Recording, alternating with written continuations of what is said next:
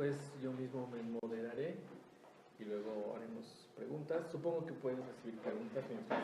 Sí, de hecho creo que sería, bueno, en cierto momento con esta diapositiva hay ciertas temáticas, o sea, si me quieren interrumpir así de que no, yo creo que no, es completamente falso, soy funcionalista, creo que esa perspectiva es errónea, falsa, no me convence, háganlo, creo que, o sea, y es una interesante postura, porque dentro del coloquio creo que sería muy ameno escuchar diferentes voces, ¿no? Entonces, así, Vale. si quieres interrumpir y demás. Bueno, pues tienes ¿Me, la palabra. ¿Me ayudarías con los clips? Sí, los tienen allá. Ah, disculpa. Bien. Yo preparé la ponencia porque, en cierto modo, preparé el modo de esta ponencia. Sí. Sabía o presuponía que iban a venir personas de primer ingreso, ¿no? Primer semestre. Entonces, que yo quiero un interesante acercamiento para la lingüística como para la semántica. ¿Hay alguien que sea de primer ingreso? Entonces va a ser genial porque vamos a poder tener un debate extraordinario al final ya con muchos lingüistas y literatos expertos. Sí, yo es tercer semestre. ¿Tercer semestre? Entonces, bueno, ya llevas introducción a la lingüística ya, también. Excelente. Muy bien, entonces, comenzamos con una definición importantísima, lenguaje. ¿Qué es el lenguaje? Creo que durante la carrera diferentes perspectivas se han dado de lo que puede ser lenguaje y lo que puede ser lengua. De hecho, es un punto a discutir. ¿A partir de qué momento podemos hablar de que estamos haciendo un estudio que refiere a lenguaje y uno que refiere a lengua? No obstante, quizá muy motivado por la psicología, de mi parte podría decir que la definición más correcta para hablar de lenguaje es que es una función cognitiva. ¿Y qué quiere decir que es una función cognitiva? Es que es una capacidad que tenemos para abstraer y crear información a partir de estímulos del ambiente, o que nos llegan del mundo, por así decirlo. Entonces, podemos pensar, por ejemplo, que el ser humano procesa información de los diferentes estímulos que llegan vía los sentidos, que se conoce como estereoceptiva, o vía intersectiva, es decir, esta información la vamos acoplando y vamos formando conceptos, teorías, sistematización de la información. Esto es muy importante para empezar porque tenemos que definir también que, bueno, ya todos lo sabemos, pero lenguaje no es español, francés e inglés. Lenguaje no es el lenguaje de los gatos y el lenguaje de las hadas y el lenguaje del amor, ¿no? Como se puede decir, como se toma mucha terminología en muchos sectores fuera de la lingüística, que lo toman más el lenguaje como una forma de comunicación.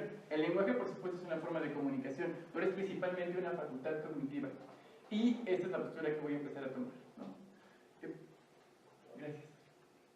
Entonces, existen primeramente perspectivas y enfoques dentro de la lingüística. Como en toda ciencia, siempre se comienza por alguien que termina diciendo, veo un problema en el mundo, hace una teoría, un postulado y a partir de ello genera una serie de reglas o suposiciones de cómo interpretar este fenómeno. Esto pasa en todas las ciencias y la lingüística como disciplina científica o que busca en cierto modo un enfoque objetivo, por no decir científico, ha tenido diferentes perspectivas y enfoques, ¿no? Esto tiene y afronta mucha relación con la teoría del conocimiento. No es lo mismo la manera en la que se hace teoría en biología, en química, en psicología, que la que se hace en lingüística. Y es algo muy bonito, yo siempre lo he vivido en toda la carrera muy interesante, porque nosotros nos dedicamos a investigar y a saber algo que de alguna manera trabaja casi de forma perfecta. Es decir, nosotros cuando podemos hacer lecturas sintácticas, cuando podemos procesar significados, ya está ahí. Ya es algo que funciona con una complejidad enorme. E intentar acercarse a eso con métodos que solamente pueden ser como intentar suponer la manera en la que los infantes hacen redes léxicas, o saber por qué en cierto dialecto, en cierta variante dialectal, se utiliza el objeto directo de esta forma, o si es intransitivo, si es transitivo, es muy complejo. O sea, si nos damos cuenta, queremos investigar todo lo que sucede cognitivamente, como funciones cognitivas, en una extrapolación o en un ámbito que es real, factual, pero que está muy alejado en el sentido de todas las cosas que tienen que pasar para que nosotros hagamos lecturas sintácticas. Son muchos los procesos y es bastante complejo. Entonces, podríamos decir que la lingüística como tal, si surgió a partir ¿no? de Chomsky o Saussure, es muy joven, pero ha tenido muchas perspectivas y muchos enfoques en toda su historia. En la psicología hay una frase muy bonita que se dice que la psicología tiene una inmensa historia, pero es relativamente corta, en el sentido de que no se sabía en qué momento podemos empezar a hablar de psicología. Con la lingüística aún más, porque no sabemos a partir de qué momento, bueno, el queratilo de Platón era lingüística, era semántica, son cuestiones interesantes. ¿Me puedes seguir con el siguiente? Y esto no quiere decir, por ejemplo, que no existan, por otra parte, áreas, niveles y estratos de la lengua. Esto es una cuestión muy distinta al cierto enfoque perspectivo que pueden tomar diferentes autores. Y lo que ya sabemos y nos han dicho durante los diferentes semestres que hemos tenido dentro de las áreas y cursos que pertenecen al área de lingüística, pues sabemos fonética, fonología, morfología, sintaxis, semántica, pragmática, dialectología, sociolingüística, psicolingüística, lingüística aplicada, lingüística diacrónica y lingüística sincrónica, ¿no? Aquí creo que hay una bastante relación entre estas dos. Y esto, no obstante, por supuesto, no quiere decir que, bueno, es que el formalismo se dedica a estudiar la morfología o el funcionalismo se dedica a estudiar la semántica, la pragmática, para nada. Esos son solamente áreas, subáreas que persisten dentro de toda ciencia y, por supuesto, dentro de la lingüística, que es tan amplia. Y dentro de la lingüística tenemos una maravillosa que es la semántica, que a mí siempre desde el primer y segundo semestre me quedé anonadado, fascinado, enamorado con esta maravillosa disciplina, ¿no? Lo que sabemos de la semántica es que pues, etimología semántica es lo que tiene significado, lo que refiere a un significado. Eso ya es un problema, hablar de cuestiones de referencia y de significancia, de lo que puede tener un significado. Pero vamos a entrar ahí. Bueno, aquí tenemos un ejemplo de lo que, la manera en la que se considera o se propone que se puedan formar redes léxicas. Esto es lo que se puede, o sea, todos vemos esta imagen, o la mayoría podría ver esta imagen y pensar en una red léxica. La cuestión es si el proceso en el cual oso refiere a mamífero, mamífero refiere a oso, o cuál es la categoría que incluye a la otra, ya ahí podemos empezar a hablar de funcionalismo y de formalismo, según la manera en la que nos queramos acercar, para saber de qué modo nosotros, la lengua como tal, puede formar redes léxicas. Pero, la siguiente, por favor. Ahora, la semántica también es un área muy amplia y eso quizás también es uno de los puntos más hermosos que tiene. Para la semántica nos podemos entrar a filosofía, de hecho vamos a entrar un poco, solo un poco, en psicología, bueno, lingüística obviamente, es una área de lingüística, en antropología, en neurociencia y en inteligencia artificial, por ejemplo, con lo que se sabe que son las ahora se estudia algo cerebral, la manera en la que también las computadoras como tal, o sea, semántica lo podemos entender de muchas formas. Y en la inteligencia artificial, otra de las maneras en que podemos entender semántica es la forma en la cual un equipo de cómputo, una máquina puede procesar información y observarla bajo un código. Dentro de los que son computacionalistas o los que les gusta la teoría computacional de la mente, podrían considerar o decir que de la misma manera en la que una máquina recibe un código, también la mente humana procesa información y la adquiere. Y es así como se van formando redes léxicas también. Esta postura está un poco más cerca del formalismo que del funcionalismo. Es un ejemplo. ¿Qué quiero dar a entender con todo esto? Que la semántica es por sí misma una interdisciplina. Y para tener una comprensión directa de lo que es el significado o de todas las áreas en las cuales puede surgir esta columna vertebral de posturas, hay que conocer un poco, no, o sea, no hay que ser el experto en todo porque es muy difícil, ¿no? Pero sí hay que conocer un poco de cada una de estas áreas para alcanzar alguna pretensión objetivo científica mucho más exacta. De hecho, como todos sabemos en la historia de las ciencias, pues han estado relacionadas, ¿no? La psicología surgió de la filosofía, bueno, todo surge de la filosofía. Pero, y los encuentros que se hacen entre cada una también es una forma muy útil de afrontar problemas específicos de la lingüística como de la semántica. Y hay que también entender que pues hay diferentes posturas, la postura transdisciplinaria, la multidisciplinaria y la interdisciplinaria. La transdisciplinaria, o como yo la he aprendido, es la manera en la cual una disciplina científica se puede acercar a otra pero sin salirse de ella misma. La multidisciplinaria son varias posturas que se encuentran con un determinado problema o tema para llegar a una teorización o una teoría. Y la interdisciplinaria, que me parece una de las más exquisitas, es en la cual verdaderamente, más que pensar en disciplinas que se toman de las manos para afrontar el problema, es una postura que afronta todas las posibilidades que tú tienes de conocimiento para abarcar este problema, más allá de si pertenece al área de la lingüística, de la psicología, de las neurociencias. Es difícil, es muy difícil generar interdisciplina, porque esto es en el modelo ideal, ¿no? Y como los estudios académicos nos dicen y demás, el trabajo va a ser interdisciplinar, podemos hacer contacto entre historia y filosofía, entre filosofía y literatura, etc. Pero la realidad es que muchas veces termina siendo esta imagen, ¿no? Que por eso la puse. Y cuando uno está, por ejemplo, en grupos de trabajo interdisciplinario, se da cuenta que el psicólogo quiere decir no, y le dice al médico, es que tú no sabes, porque etcétera, y tal cosa, ¿no? Lo mismo que el lingüista. Y en serio que pasa mucho, es muy triste, pero pasa mucho, por supuesto. Hay excepciones maravillosas de trabajos de investigación que se hacen. Entonces, ¿qué se tiene que hacer? Pues yo creo que quitarse un poco a veces la bandera o la capa de ser lingüista y por eso no voy a hacer tal cosa, o por eso creo que no es parte de mi campo de estudio, o soy psicólogo y no creo que como tal deba de saber, por ejemplo, lo que es una oclusiva bilabial sola, etc., ¿no? Porque hay quienes dicen eso, ¿no? ¿Y a mí qué me importa saber eso? No, es muy importante. Ahora, el formalismo en la lingüística. Puse esta imagen porque pues creo que de alguna manera puede representar o puede ser un contraste con el funcionalismo. Hay muchas maneras de entender el formalismo. Recordar que no es una teoría que tampoco es que se hayan reunido 20, 30 autores, lingüistas, y hayan dicho, bien, de acuerdo, es el manifiesto formalista y a partir de aquí vamos a hacer todas las teorías posteriores de lo que puede ser una teoría científica. No. En realidad es un campo muy grande que abarca disciplinas científicas, perspectivas, incluso momentos y círculos de investigación, círculos de Praga, etc. Lo vamos a ver en un momento. ¿Qué podemos entender por el formalismo? Es una manera de acercarse a la lengua en la cual lo que nos importa es la autonomía de la lengua. Creo que ese es uno de los principios básicos. Entender que la lengua por sí sola puede persistir como un sistema autónomo. ¿Qué quiere decir esto? Que se rige por sí misma, que es una estructura, que tiene sus variantes, sí, pero tiene aristas que tiene que conllevar a otras como procesos para poder afrontar un estudio. Evidentemente es una perspectiva que se nutre mucho en cuestiones sintácticas, en cuestiones morfológicas, porque nos da este procedimiento como una pauta o un método. La siguiente. Contrario al funcionalismo, que el funcionalismo lo podemos entender, el funcionalismo lo podemos entender como la lengua, como una extensión cultural. ¿Qué quiere decir esto? Que para poder afrontar la manera en la cual nosotros consideramos un acto de habla, por ejemplo, tenemos que analizar el contexto sociocultural en el cual se está dando. Tenemos que analizar cuál es la intención como tal del emisor, como la que está percibiendo el receptor según el contexto comunicativo en el que se está dando ese mensaje.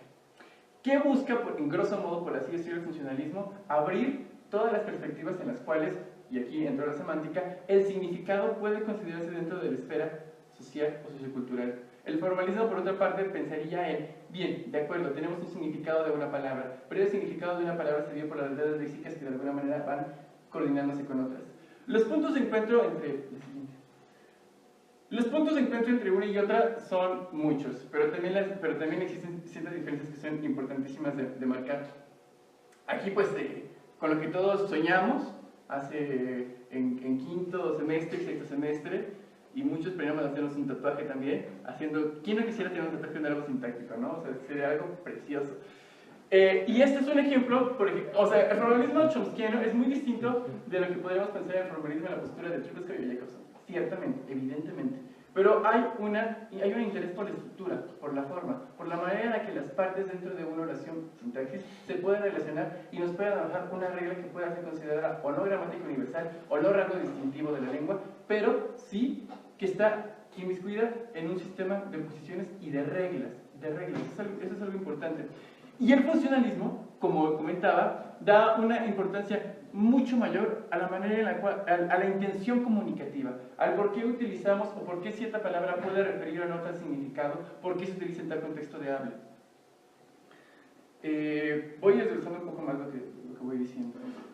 El problema de la adquisición del lenguaje es otra de las posturas que me parece, quise tomar esta porque, dentro de las muchas que puede haber, adquisición de segunda lengua, entre otras, la adquisición del lenguaje es una muy interesante para escenificar las diferentes problemáticas que puede afrontar tanto por una postura formalista como una postura funcionalista.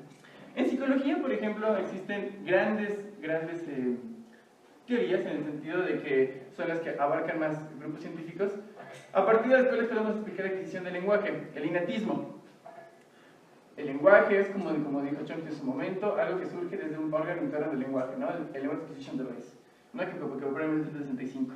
Esa es una postura. El conductismo. El lenguaje es percibido a partir de los estímulos que uno recibe desde la infancia y sobre los cuales uno se somete a una prueba de ensayo y error para saber que tal palabra refiere de manera correcta o no refiere de manera correcta.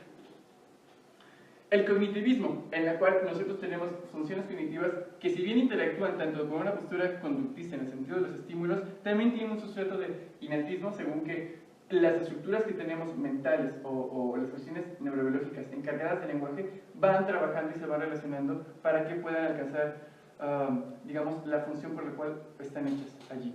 Esa me parece que es una de las posturas más globales que afronta un poco de cada una de ellas. Y el interaccionismo, que podríamos decir que también es un cognitivismo relativo, en el sentido de que si bien afronta tanto las posturas innatistas como conductistas, tiene como principio, o se basa en que la lengua como tal no solamente es una cuestión de estímulo-respuesta, sino es algo que también se va aprendiendo de acuerdo a cierto tipo de estímulos que recibimos de manera más clara o más obvia, según que estén inmiscuidos dentro del mismo contexto sociocultural del cual nosotros hemos crecido y en el cual nos hemos formado.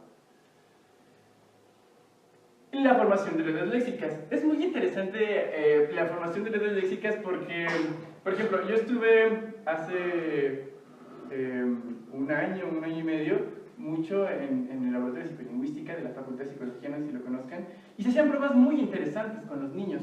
De hecho, tengo una imagen, bueno, posterior que va a aparecer, del tipo de experimentos que se hacían. Y lo que interesaba y nos interesaba saber era de qué manera un niño, cuando ve imagínense, por ejemplo, un niño sentado así en un estudio, en un laboratorio. Cuando piensa laboratorio no siempre son inyecciones, ¿no? Solamente es experimentación con sujetos, que no son solamente ratas tampoco, no pueden ser niños.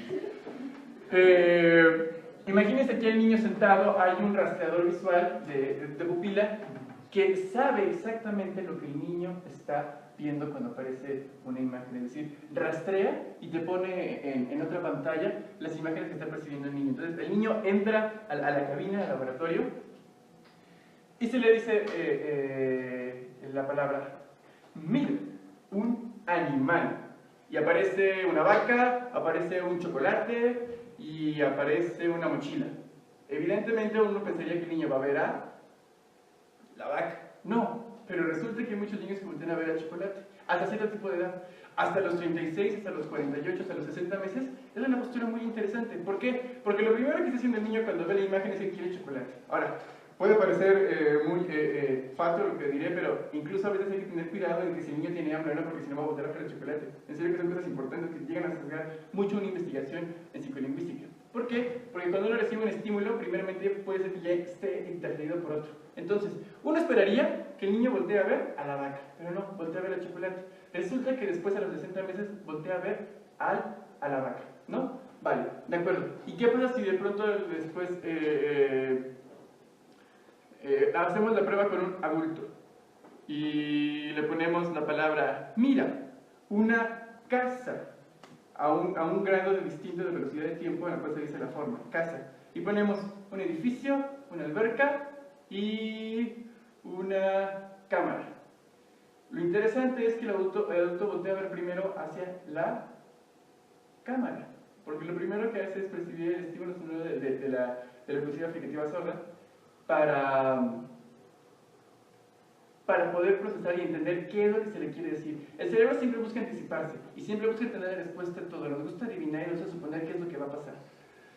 Entonces, cuando formamos redes léxicas y cuando los niños intentan conocer qué es lo que están percibiendo, de qué manera pueden entender todos los estímulos del mundo, también podemos proceder con una postura funcionalista, según que lo que importa es el uso, el sentido de comunicación, o una postura formalista, según que lo que nos interesa es precisamente de qué manera se está configurando esa estructura semántica para que el niño voltee a ver, si ve algo que respira, a un animal, si le dicen algo que se mueve, a un animal, o algo que come, un animal, etc.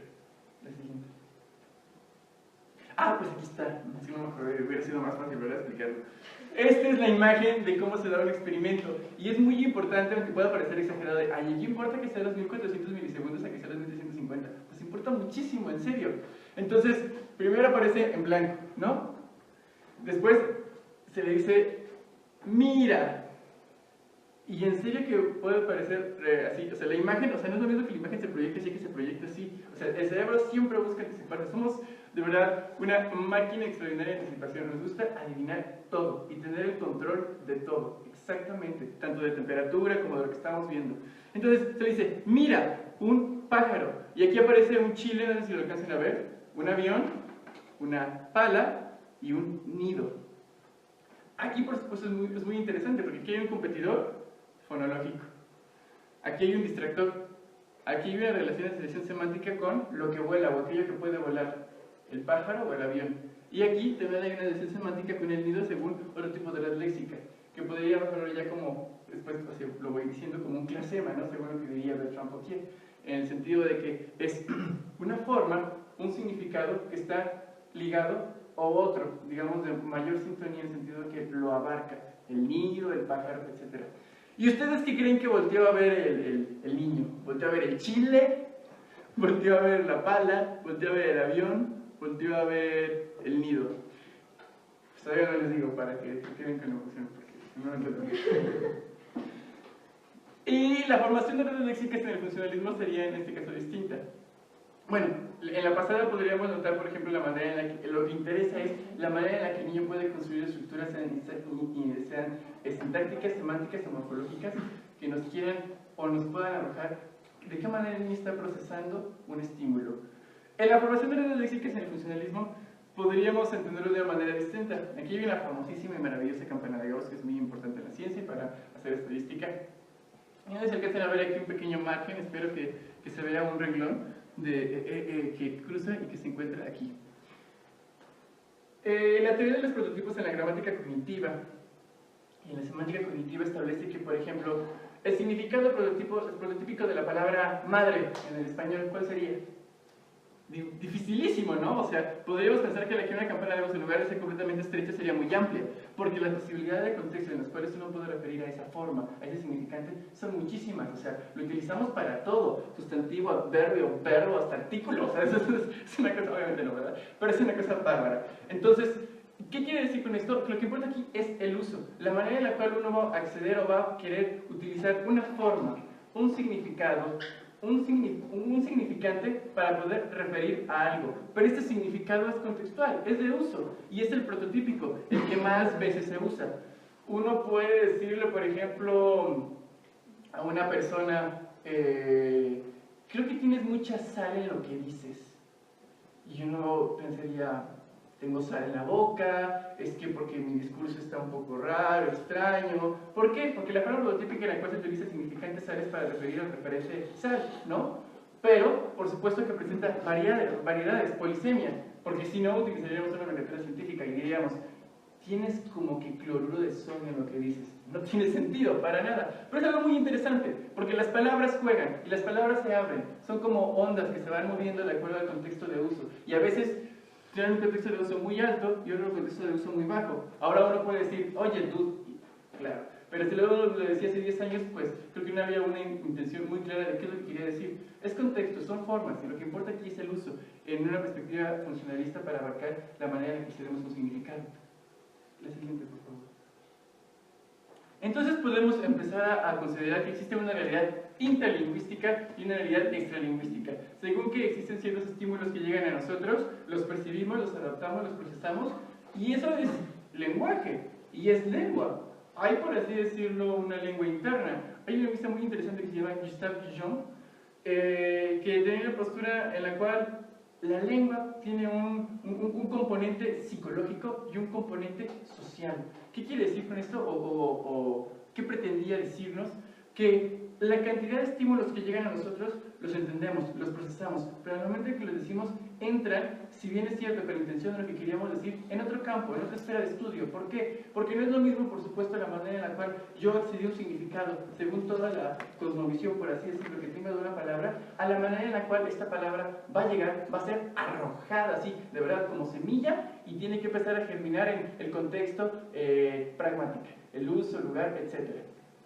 Hay una realidad interlingüística y hay una realidad extralingüística en la semántica. Y aquí hay un cuadro muy desconocido. ¿Quién sabe cuál será? ¿Quién sabe quién lo pintó? ¿Quién sabe quién era Velázquez? ¿Quién sabe? ¿Cómo se llama?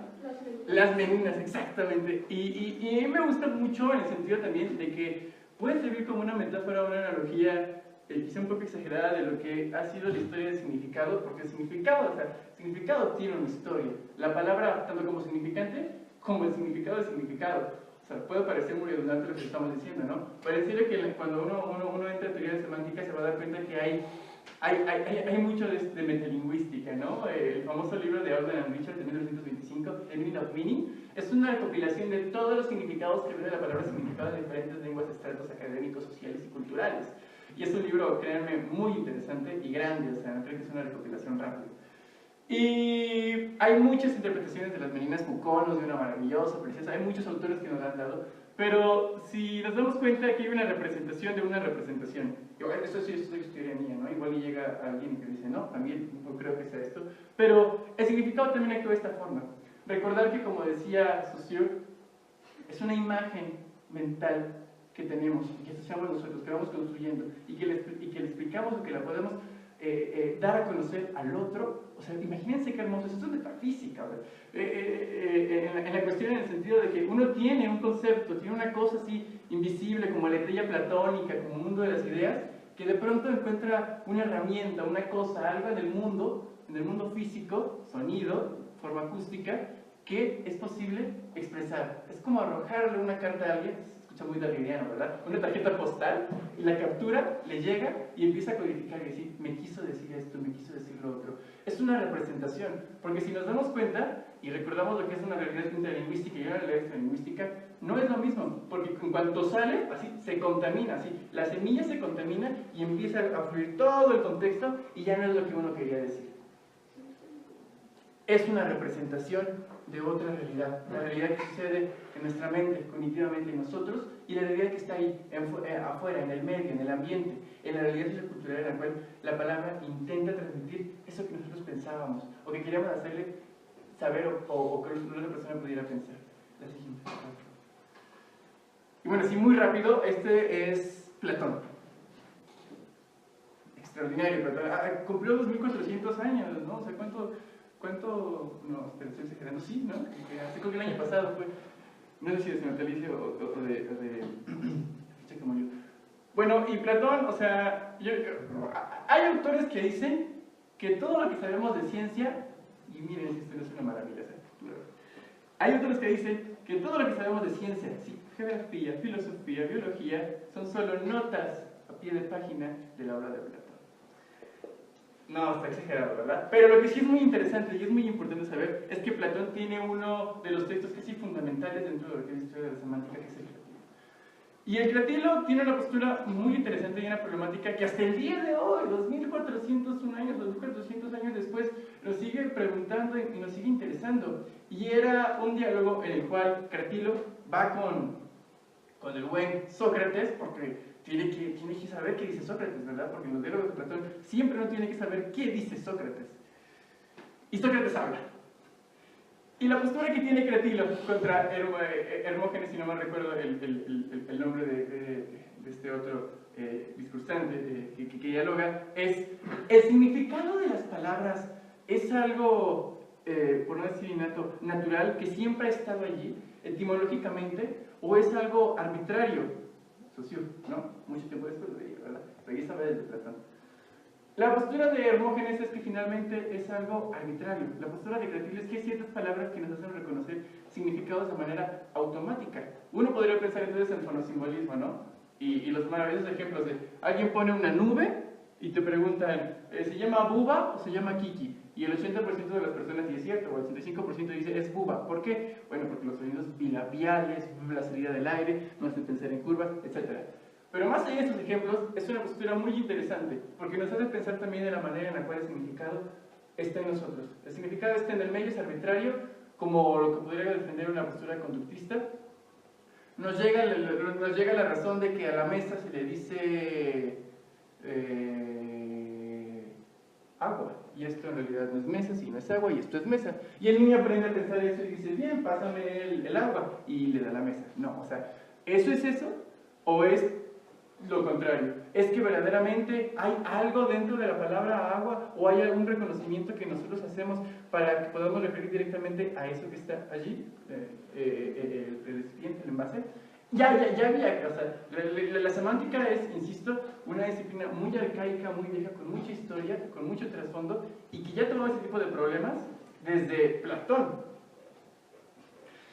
Y por supuesto, porque el medievo nunca puede estar fuera también, y mucha gente, pues ya nosotros, así ya dentro de la perspectiva que hemos tenido, de los estudios que si nos enamoramos de la literatura medieval o de la historia medieval o de lo que era la ciencia del medievo, que es un tema poco estudiado tristemente todavía, no hay que pensar que era una etapa de oscurantismo, en nada, y mucho menos en semántica, y mucho menos en lingüística. ¿Por qué? Porque fue una postura muy interesante la que empezó a tomar desde la semántica con la filosofía. Incluso puede ser, y aquí sí corro el riesgo de decirlo, que el problema fundamental de todo el medievo era la realidad es una cuestión nominal, está en el nombre, o es una cuestión realista en el sentido de que son los estímulos que percibimos y que llegan al nombre. Hay filosofía del lenguaje en el medievo de una manera extraordinaria.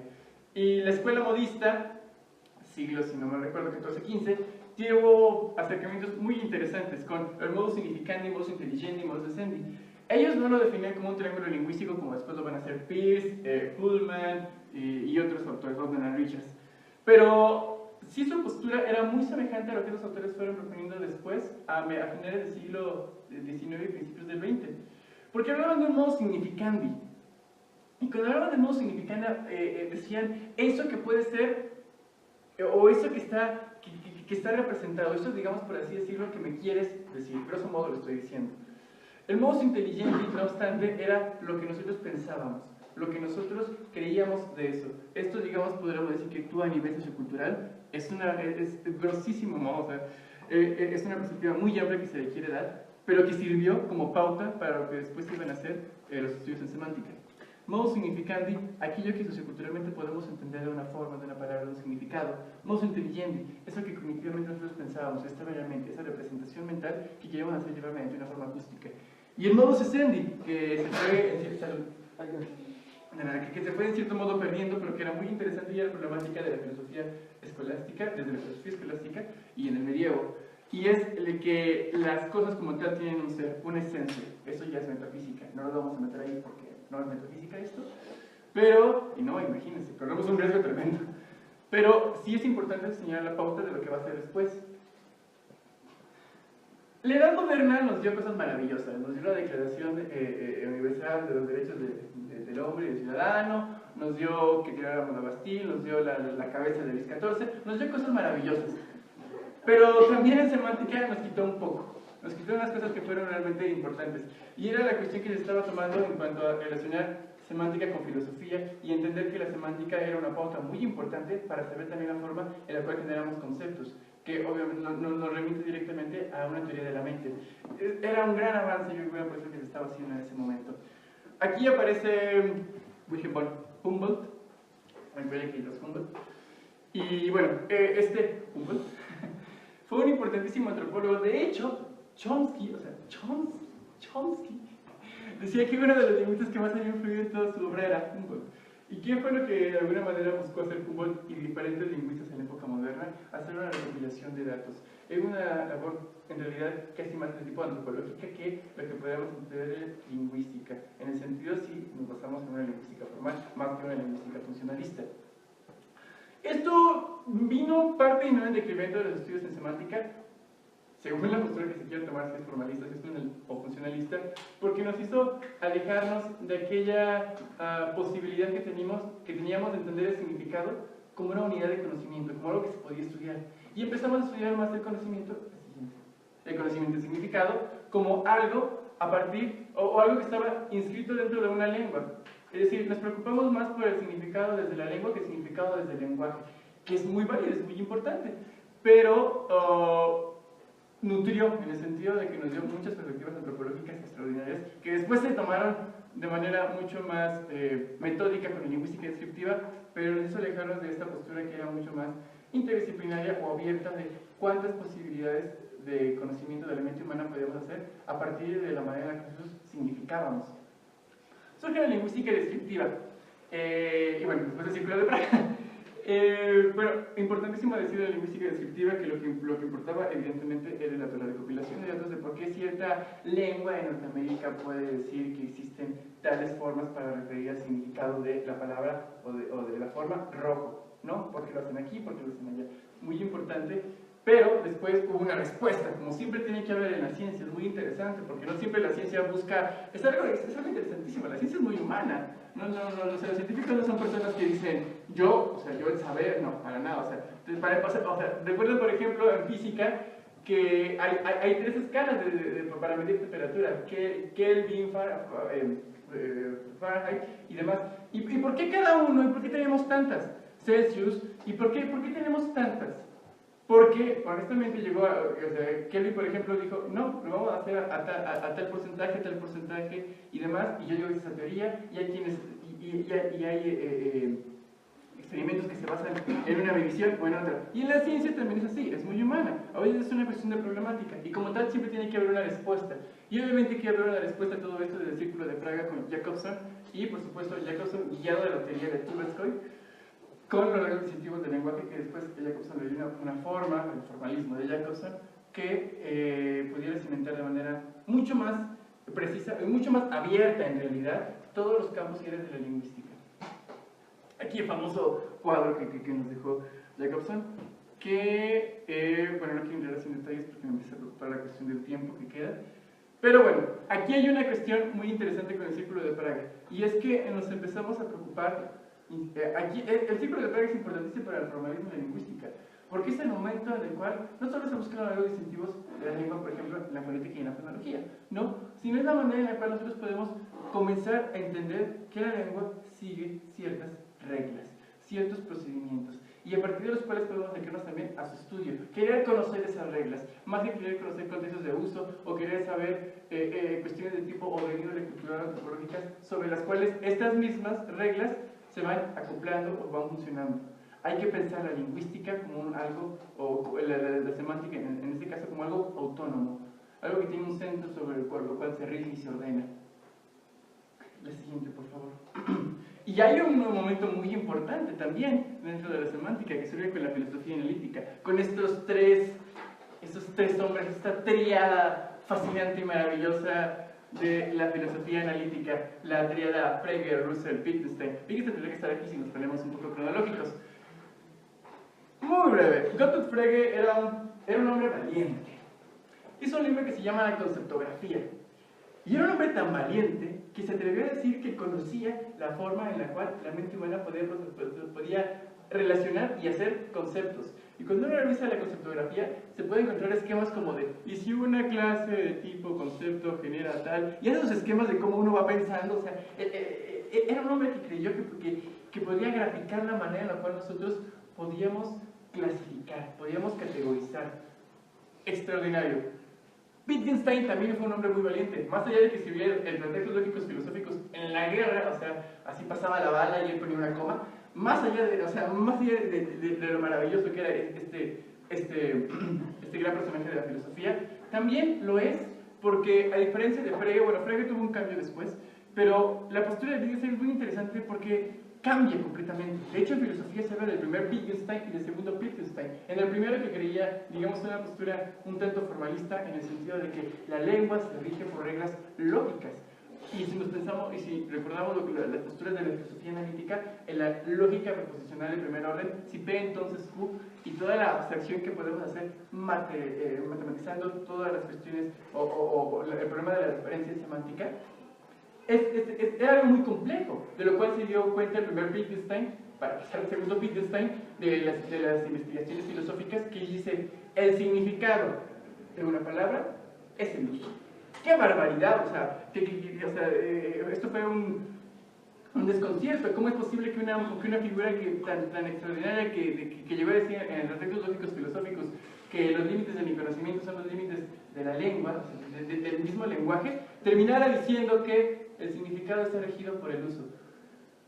Russell después publica otro texto que se llama Name and Necessity, Nombre y Necesidad, donde hace una reformulación de Wittgenstein y recupera la postura analítica y la importancia de la lógica. Después llegan Sol Kripke y otros autores, pero ese es un importante aporte que le dio a la semántica.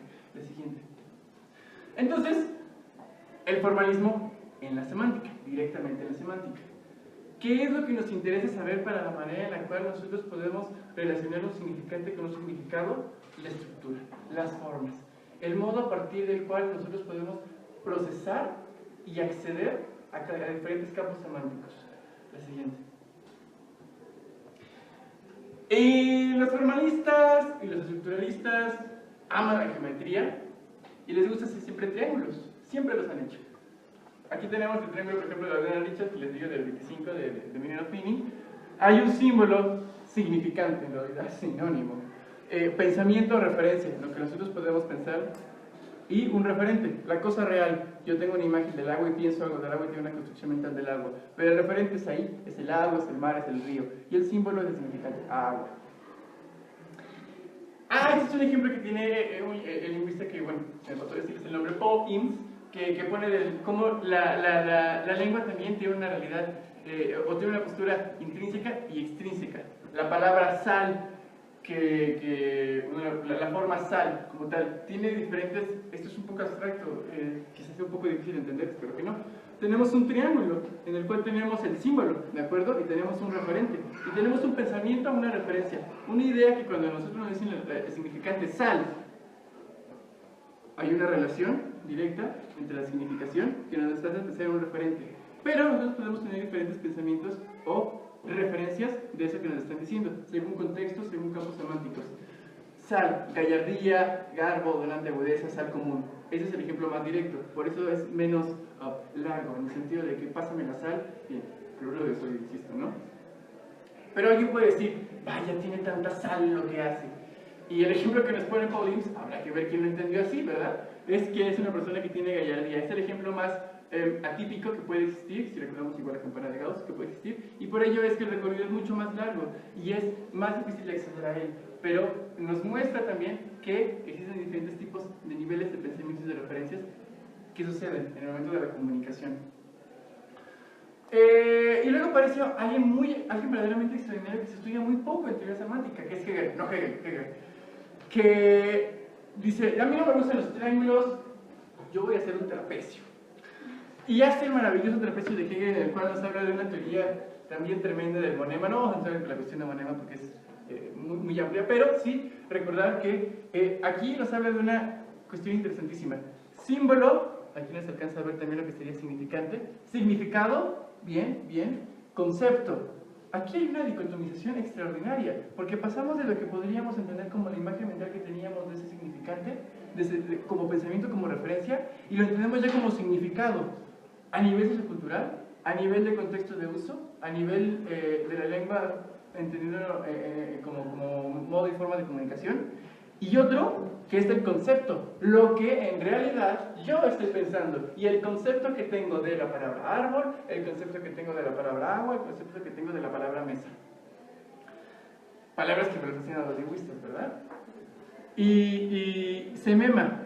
Lo de semema está un poco interesante, bravo, no sé si tomarlo todavía, pero grosso modo igual podemos pensar que el semema es esa coordinación de conceptos que podemos tener alrededor de una palabra. Imagínense una red léxica, y el semema es todo lo que abarca la cantidad de semas, de rasgos mínimos de significación. La palabra silla tiene un semema, y el semema es aquello que tiene un respaldo, aquello que tiene 4 o 3 patas, y que 4 o 3 aristas, y aquello que tiene una tabla, ¿de acuerdo? Porque si no tiene tabla, pues sí puede ser una silla, pero el contexto de uso en el cual nosotros podemos referirlo no sería prototípicamente el referente silla. Y si no tiene respaldo, diríamos que es un banco. Entonces cambia el significante. Tiene que haber esta configuración semémica, este tipo de semas, que en conjunto forman un semema. Si se dan cuenta, se pone más complejo y más interesante el asunto, ¿no? Y aquí está, dos lingüistas que lo afrontan de una manera mucho más directa y profunda, son Greimer y Potier.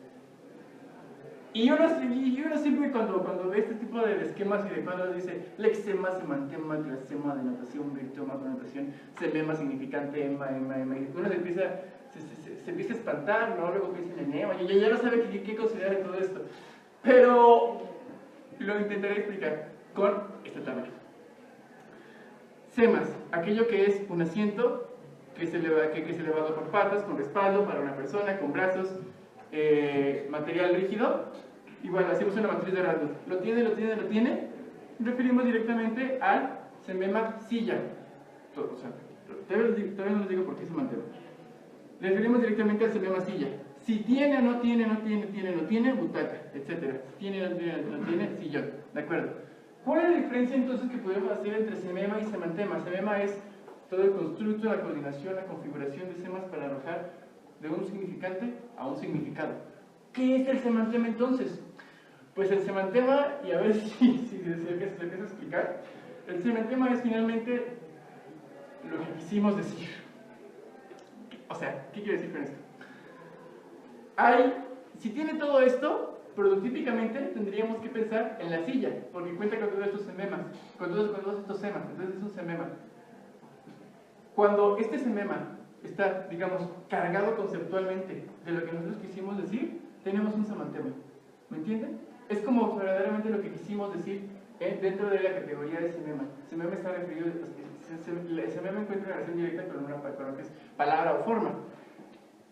Virtud y connotación ya son cuestiones de tipo pragmáticas, a partir de las cuales un semema puede cambiar ya no por sus semas sino por sus virtudes. Esto es un poco... Y clasema es la configuración. ¿Se ha entendido esto? Porque yo sé que son muchos semas y puede haber una complicación al respecto. Y clasema es el conjunto de semas que no refieren directamente a un semema pero estén inscritos en un campo semántico. Bien. La siguiente.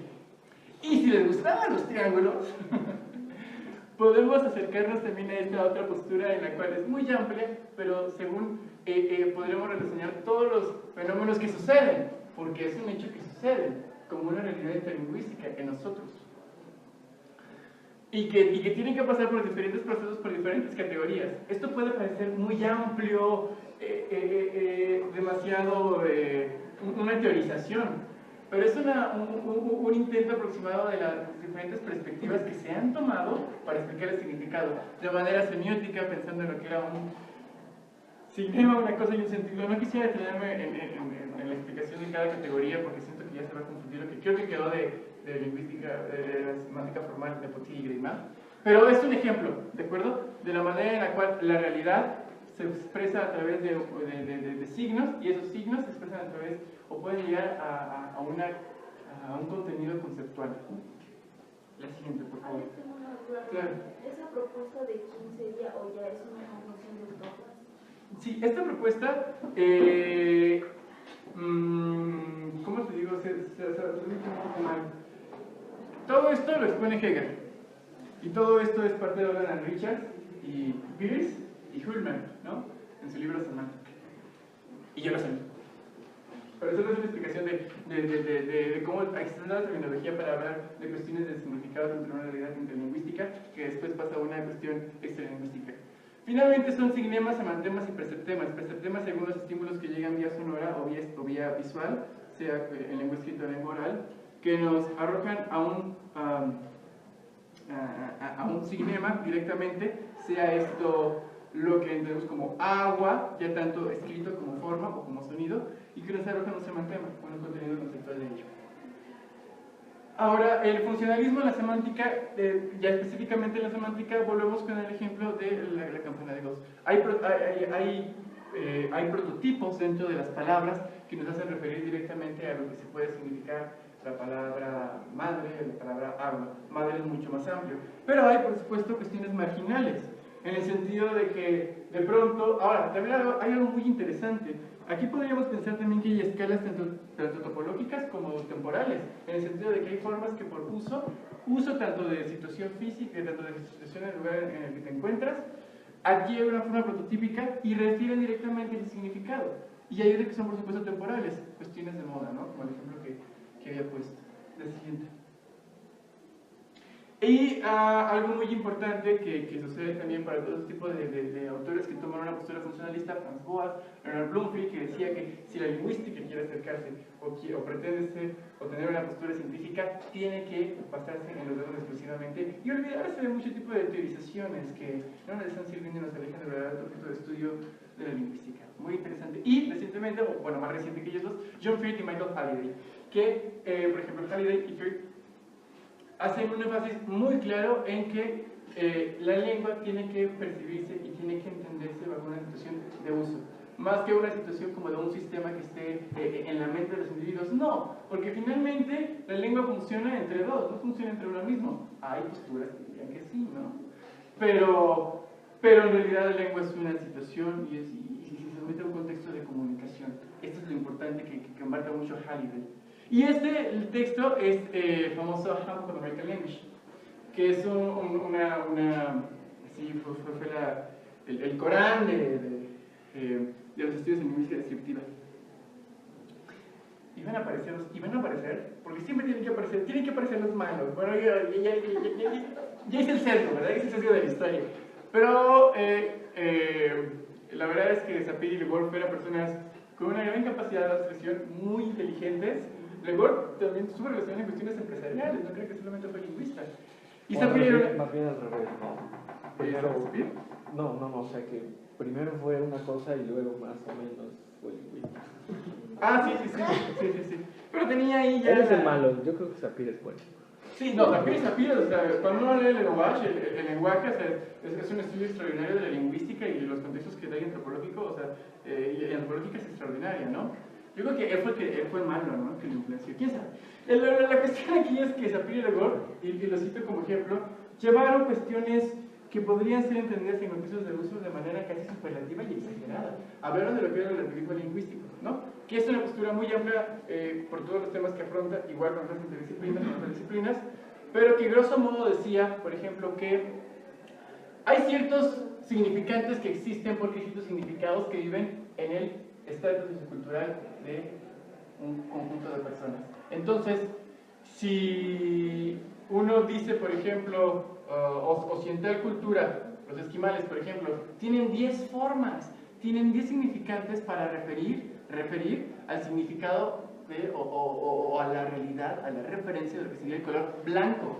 Es porque esto de alguna manera interactúa en una relación tanto significantes como significado para que los esquimales, a través de este condicionamiento de estímulo-respuesta, puedan ver 10 colores o 10 tonalidades de blanco.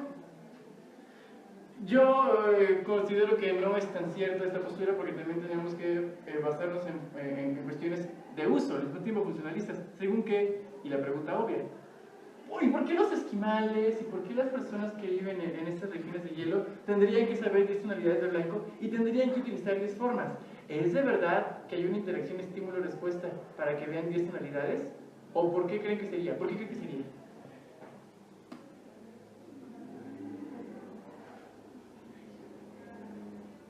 Porque es su realidad cotidiana, ¿no? Pero ¿por qué tienen forma? O sea, ¿por qué no solamente decir blanco? ¿Por qué más? Porque como es su realidad cotidiana, necesitan diferenciar lo que los rodea. Nosotros no tenemos esa necesidad de diferenciar entre una nieve de un color y la nieve de otro color, pero ellos posiblemente sí. ¿Y por qué es importante diferenciar la nieve de un color y la nieve de otro color? Pues yo no sé, por su utilidad. Bueno, es que no es esquimal, pero sí es cierto. Sí, o sea, bueno, sí, pero o sea, sí. ¿Está faltando de acuerdo? ¿Cómo? Porque es su contexto, ¿no? Y para ellos es importante, ¿no? ¿Pero por qué sería importante? La temperatura. Ajá. O el peligro a lo mejor. Exactamente, la temperatura y el peligro, porque se dan cuenta de que hay ciertos tipos de hielo que lo tienen que connotar de otra forma, porque se rompe, se cae y te mueres. O sea, hay que tener sentido como en todo en la vida para entender que no es que los esquimales tengan una capacidad o que puedan ver 10 colores, no, es que utilizan diferentes formas porque sus significados también están contextualizados en un ámbito muy distinto del de nosotros. Nosotros decimos blanco y se acabó. Bueno, también luego existen los que dicen, y yo tengo un problema con eso, ¿no? Es hueso, es coral, etc. Pero hay contextos de uso en la lengua que son importantísimos de remarcar. Y entonces podemos ya decir que el significado es una realidad cultural. Yo creo, así es así, me da culpa si yo digo, que la referencia siempre es el significado. Cuando uno quiere decir la palabra silla, uno no quiere decir, bueno, ahí no soy formalista. Uno, mi perspectiva, no estamos diciendo lo que tiene el respaldo, 4 patas y una base. No, tampoco creo que sea específicamente lo que uno está entendiendo en ese contexto de uso de lo que quiero decir para la cosa silla. No, porque también la palabra silla, o sea, como tal, tiene una composición semémica, a partir de la cual nosotros podríamos hacer metáfora, podríamos hacer campos semánticos, podríamos hacer virtuemas. Entonces, el significado, digamos o así, casi como propuesta diría, para conciliar en cierto modo tanto la postura formalista como la funcionalista, es una realidad cultural. es algo que tanto tiene elementos formales en el sentido de estructura, como tiene elementos funcionales en el sentido de uso, según que es un punto a partir del cual nosotros podemos empezar a discurrir, a avanzar hacia diferentes virtuemas, hacia diferentes posibilidades pragmáticas para entender una palabra. Y tampoco pensemos, porque es algo muy importante también en psicolingüística, uno no le dice la palabra agua y piensa en agua, uno le dice la palabra agua y dice, ¿para qué me dices agua? O sea, tampoco es como lo que dijo Saussure, de que te dice la palabra árbol y te llega la imagen de árbol. No. O sea, las cosas son de que te dicen árbol y tú piensas, ¿de qué está hablando? ¿Qué está viendo? ¿No? O sea, ¿por qué me dijo eso? Sentido común, y que es muy importante. Pero el significado es un punto a partir del cual podemos movernos, podemos empezar a hacer semántica. Y ya casi concluimos, esto nos lleva también al problema de la referencia. Si P, entonces Q, si no Q, por lo tanto no P, ¿no? Entonces, si yo no digo árbol, entonces no árbol y ya no puedo pensar el árbol. No, tampoco es eso, porque formalmente hacemos estructuras semánticas y semas que nos pueden hacer emitir a todo el conjunto de semas que nos hacen llegar al concepto, al contenido conceptual de lo que es árbol. Como desde una postura funcional, en el sentido de contextos de uso que evidentemente nos van a remitir a que está hablando de un árbol, sin que hagamos incluso cuestiones de tipo formal. O ¿recuerdas esa vez que te caíste de árbol? Y ya, y en serio, o sea, son cuestiones que pueden parecer muy absurdas, pero es que sí funciona también el significado. Son cuestiones, en este caso, memoria episódica, de que la otra persona le da un contexto de comunicación de uso y refiere directamente, sí, la vez que me caí del árbol. E insisto, no es que Saussure, no es lo que dice Saussure, de que de pronto uno piensa en árbol, sino que la palabra del significante árbol nos hace y nos da contextos. El significado siempre, la referencia, el significado siempre es contextual, en ese sentido. Y entonces, para retomar y concluir en parte, lenguaje y lengua. Podríamos decir que los estudios formales de lingüística son muy propios, muy hábiles y muy rescatables para hablar de lenguaje, y los funcionales también para hablar de lengua. Recordemos que el lenguaje es una facultad cognitiva que tenemos los seres humanos y que la lengua es el sistema con todas sus reglas y con todos sus principios que puede surgir que surge en cierta comunidad lingüística, en cierta comunidad de individuos, porque tienen la facultad lingüística, tienen el lenguaje, y el lenguaje es la facultad para obtener una lengua. Con todas sus matices y con todas sus variaciones, un enfoque y otro enfoque pueden nutrir a otro. Ahora, el formalismo a nivel cognitivo del lenguaje. Y la otra también. También la otra y la otra.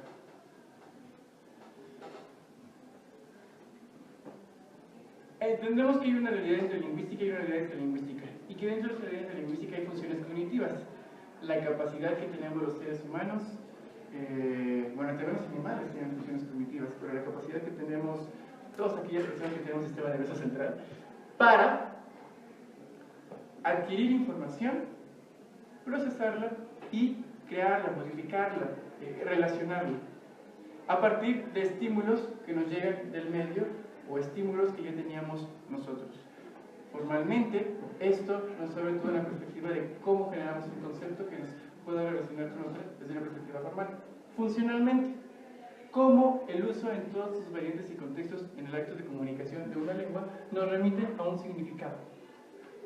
Ahora, conciliación de perspectivas según el problema de estudio lingüístico. Pues ya decimos que de alguna manera las cuestiones de lenguaje pueden funcionar más dentro de los estudios formales, y que las cuestiones de lengua pueden funcionar más, en cierto modo, para cuestiones de tipo funcionales para el estudio de la lengua, sin que se interpongan, por supuesto. Pero llegó la hora de la democracia, y yo quisiera saber, por ejemplo, si ustedes tuvieran que decidir, si les dijeran, estuvieran como este maravilloso hombre al borde de la decisión y de decidir si será formalista o si será funcionalista, ¿qué dirían? A ver, yo quiero saber eso. ¿Cuántos dirían? Pero es que llegó la hora del maniqueísmo, así es, una o la otra. Entonces, ¿quiénes serían funcionalistas?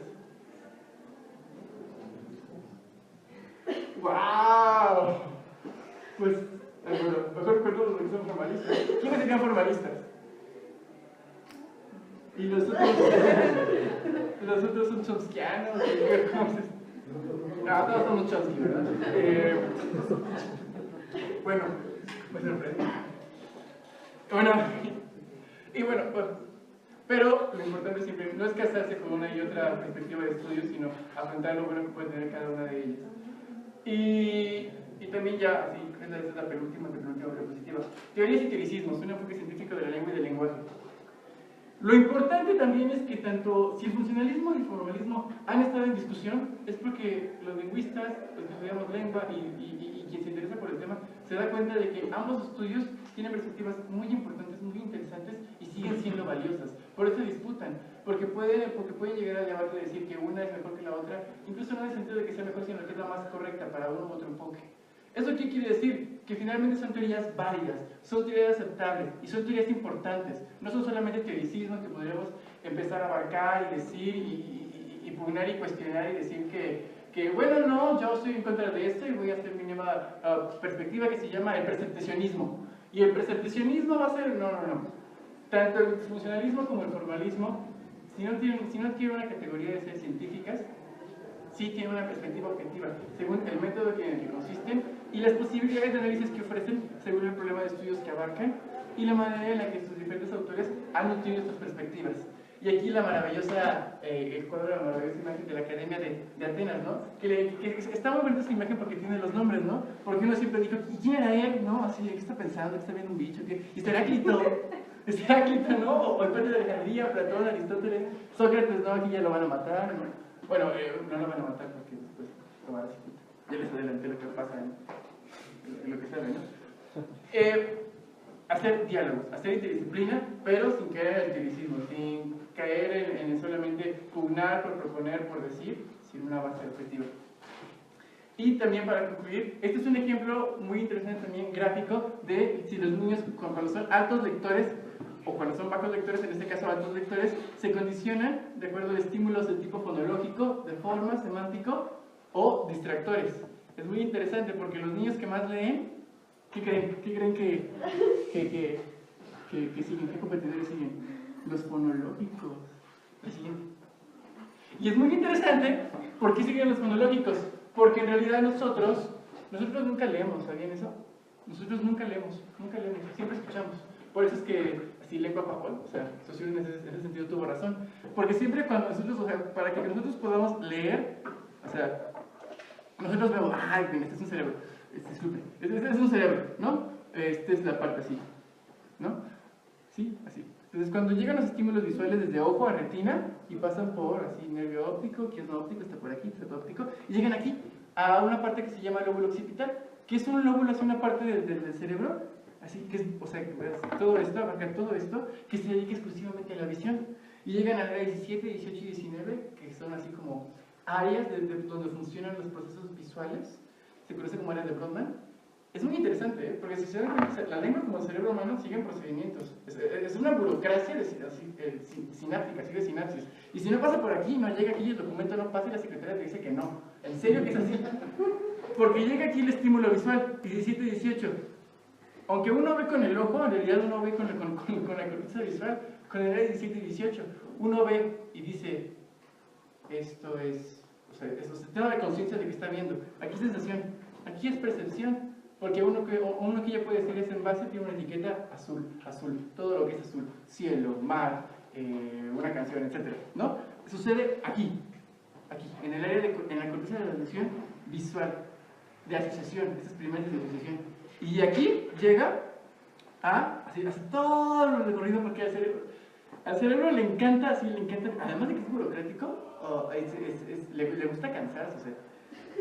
Hace todo esto, o sea, imagínense así como así, dato, cuando nosotros queremos hacer, se llama midriasis o miosis. Miosis es cuando así cerramos la pupila y midriasis cuando la abrimos.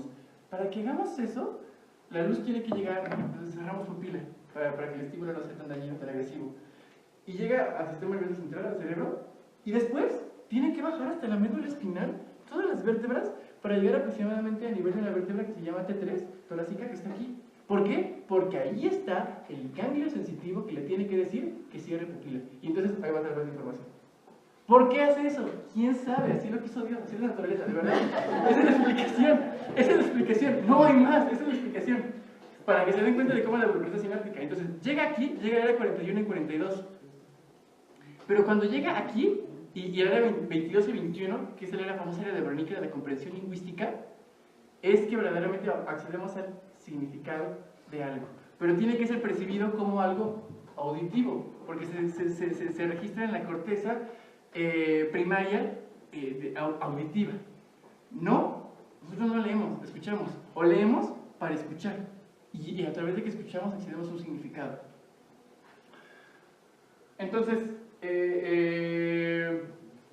bueno, todos estos son procesos que tienen que seguir y que insistir. Para que se lleven a cabo dos tipos de procesos es importante entender la semántica y yo diría también la lingüística desde una perspectiva interdisciplinaria, donde podamos entender la importancia que tuvo en la filosofía, la escuela modista, en las perspectivas que ahora tenemos del significado de la semántica, que tiene por supuesto la lingüística, las repercusiones antropológicas también que puede tener tanto en la antropología social como física, la neurociencia, variedad de instrumentos, de métodos, a partir de los cuales podemos saber si tal parte o tal área de la actividad cerebral se activa cuando hablamos, el área de Broca, o si cuando escuchamos, el área de Wernicke, inteligencia artificial, psicología.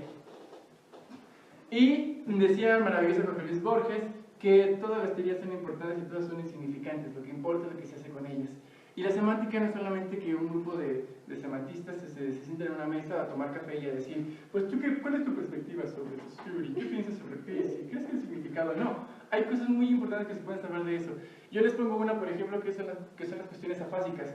Cuando una persona tiene afasia de Wernicke y escucha, pero no entiende lo que le están diciendo, o que es también muy traumático, cuando una persona tiene afasia de Broca y quiere decir, pásame la botella, y dice algo como, botella, teléfono, porque que la botella te estoy diciendo, teléfono, y él quiere decir, tengo sed, tengo mucha sed.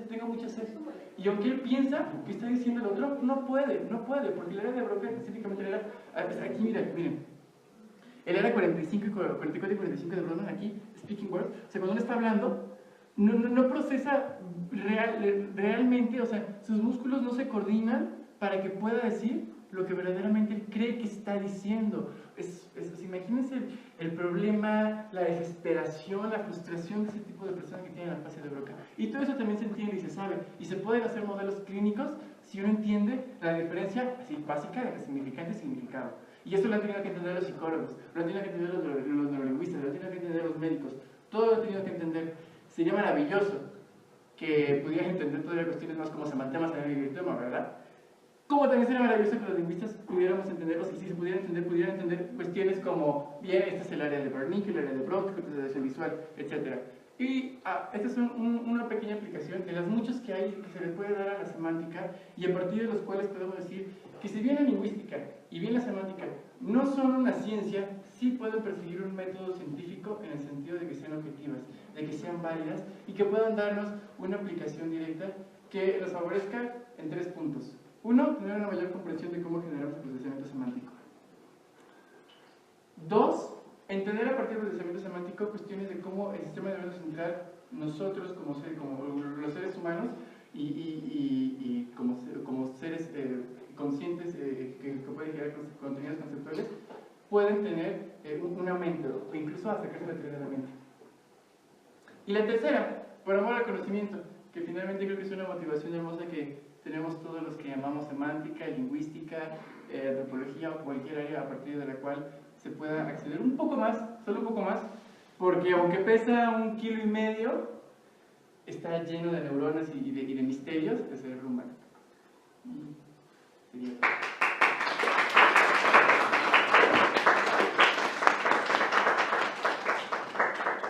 Pues no se preocupe mucho por el tiempo, podemos terminar hasta la 1:30. Sí. Ay, pues si te puedes presentar. 1:30 son 1:15, ¿es correcto? Es 1:10. Ok. O sea, bueno, está bien. Bueno, yo soy Renato. Antes que nada, quiero agradecerle a los compañeros organizadores del coloquio porque me tomaron en cuenta para participar con ustedes y en esta mesa que se llama Formalismo y Funcionalismo. Yo estoy estudiando el doctorado en lingüística y doy clases en la Universidad de Puebla. Hago sintaxis minimalista, sintaxis formal, sintaxis chomskiana, digamos. Y eso es lo que les quiero hablar un poco ahora, porque tengo la impresión, una impresión que creo que empíricamente he comprobado a lo largo de los años, de que hay ciertas ideas que se presuponen acerca de lo que es el generativismo como programa de investigación y que muchas veces pasa por tener una idea de los años 60, ¿no? Es decir, out of date, como se dice. Entonces voy a tratar de hacer lo más breve que pueda. Tengo un problema con mi computadora porque ha decidido actualizarse y tiene toda la mañana haciéndolo, pero afortunadamente lo tengo en mi teléfono. Entonces voy a leer, porque si no leo me voy a ir por muchos lugares que no conviene, y en cualquier momento ustedes me pueden detener para hacerme algún comentario, o si prefieren guardarlos hacia el final, igual los podemos comentar hacia el final, ¿vale? Bueno, le puse a este texto consideraciones en torno a la gramática generativa, avances, postulados y objetivos revisitados. Comienzo con un apartado que nombré la gramática generativa y el problema del lenguaje. La gramática generativa se ha desarrollado enormemente en los últimos 60 años, por lo menos desde su concepción aceptada, es decir, a partir de la publicación en 1957 de Estructuras Sintácticas. Los cambios que se han suscitado al interior de la gramática generativa han tenido como base una declaración de principios comunes, una serie de asunciones que no es que no sean cuestionadas constantemente, sino que constituyen el núcleo de lo que se presume que debe ser la indagación en torno al problema del lenguaje. Lo que ahora he denominado problema del lenguaje consiste en la búsqueda, integración de los problemas centrales, de las propiedades centrales del lenguaje en términos de lo que sabemos o no, que ocurre en tres niveles. El primero, dentro del organismo individual, es decir, dentro de cada ser humano. Dos, o segundo, en la interacción del individuo con su medio. Y tres, mecanismos de organización no explícitamente relacionados con el lenguaje. A esta manera de aproximarse al problema del lenguaje se le ha conocido como el programa biolingüista o biolingüística. Y a los tres puntos que he parafraseado arriba se les ha conocido como los tres factores del diseño del lenguaje. Esto es una propuesta de Chomsky del 2005. Bueno, a propósito, tengo que decir que uno cree que Chomsky ya es un viejito que no hace nada, pero ayer nos enteramos que se cambió del MIT a la Universidad de Arizona. O sea, acaba de cambiar, o sea, lo acaban de fichar. Dicen por ahí que es el fichaje más esperado después del de Neymar. El núcleo, continúo. Wow. El núcleo de este programa de investigación, del programa biolingüista, es el programa minimalista. El programa minimalista tiene a su vez como núcleo el llamado modelo de principios y parámetros. La idea central del modelo de principios y parámetros es que hay un conjunto de propiedades que son exclusivas y no optativas del sistema cognitivo de procesamiento del lenguaje, es decir, los principios, y un conjunto de opciones que son propias de las gramáticas particulares y en este sentido son opcionales. Estos son los llamados parámetros. El programa minimalista busca anclar y reducir el número de principios a factores externos de diseño y eficiencia computacional. Bueno, el programa minimalista entonces es al mismo tiempo un conjunto de asunciones acerca de cómo dar cuenta de las propiedades internas de la lengua, lo que los lingüistas de la rama generativista han llamado lenguas I o lenguas internas, a partir de su manifestación de en lenguas particulares, esto es lenguas E o lenguas externas. Las propiedades innatas que la especie humana posee para desarrollar lenguas I, de acuerdo con el último poco más de medio siglo de investigación, deberían ser bastante simples. Uno no debería encontrar gran complejidad cognitiva en el centro del funcionamiento de la capacidad lingüística, y quiero subrayar en el centro de la capacidad lingüística. Por lo menos, no el tipo de complejidad que uno esperaría típicamente de las lenguas. Ahora bien, Entonces, ¿qué tipo de complejidad o simpleza deberíamos ser capaces de observar en las lenguas? La idea central, la idea del tercer factor del diseño de la lengua, es que deberíamos observar dentro de un órgano mental la operación de principios básicos de las leyes físicas, de eficiencia y economía computacional. ¿Cómo sabemos que esto es así? Uno de los principios centrales de la gramática generativa ha sido que el lenguaje puede y debe ser investigado como un objeto más de la naturaleza. Esto es, que sus principios centrales pueden derivarse de las propiedades generales del resto de los objetos del universo. Bajo esta perspectiva, se asume una metodología de investigación que aproxima a la indagación del lenguaje y de sus propiedades centrales a la investigación del resto de objetos de la naturaleza. Este objeto de la naturaleza que busca investigar la gramática generativa, que a su vez asume que debería ser el objeto de investigación de la lingüística, como apunta Cedric Boix, ha recibido varios nombres a lo largo de la historia. Se le ha llamado como facultad del lenguaje, instinto del lenguaje por Pinker, órgano del lenguaje por Chomsky o, para resumirlo, gramática universal. Para los fines de esta exposición, nos ceñiremos al concepto de gramática universal y lo intercalaremos con el de facultad del lenguaje, y si alguna precisión necesita ser hecha entre uno y otro concepto, lo haremos oportunamente. Y aquí hay un pequeño diálogo. Hay un personaje que se llama Beto y dice: entonces, la gramática universal no es el conjunto de todas las lenguas almacenadas desde el nacimiento en cada ser humano. Y otro personaje que se llama convenientemente Renato dice: no, es el nombre de una capacidad cognitiva. Y Beto pregunta: ¿no es el conjunto de todas las reglas y restricciones de las gramáticas de todas las lenguas? No, es el nombre de una capacidad cognitiva. ¿Estás seguro de que la gramática universal no es el conocimiento instalado, preinstalado de todas las gramáticas de todas las lenguas de las que el niño escoge una cuando está expuesto a una lengua? Sí, o sea, sí estoy seguro de que no es así. La gramática universal es el nombre de una capacidad cognitiva propia del ser humano que le permite guiar el proceso de adquisición de una lengua y cuyas propiedades pueden estar modeladas por tres factores, a saber, 1, dotación genética, 2, experiencia, 3, propiedades independientes de la lengua y del organismo. Sin duda, termina el diálogo, miren qué bien hablo, ¿verdad? Sin duda, el concepto de gramática universal es uno de los más debatidos y posiblemente de los más mal entendidos dentro de la lingüística. Hay muchas creencias alrededor de su papel en la capacidad lingüística y en general en qué es. Parafraseando a Boix en 2006, la habilidad que tenemos para convertir ruidos en sonidos y los sonidos en significados, nuestra habilidad para extraer palabras a partir de la, entre comillas, desordenada señal acústica y organizarlas en frases y oraciones, y la habilidad para expandir cualquier oración en otra oración u oraciones más largas, o la habilidad que tenemos para percibir diferencias de significados sutiles pero robustas, no puede ser explicada sin la ayuda de un componente innato que guíe dicho proceso, y subrayo, que guíe dicho proceso, no que lo determine, dado que no es posible explicarlo únicamente con procesos de reforzamiento, como decía Jonathan, con respecto al conductismo,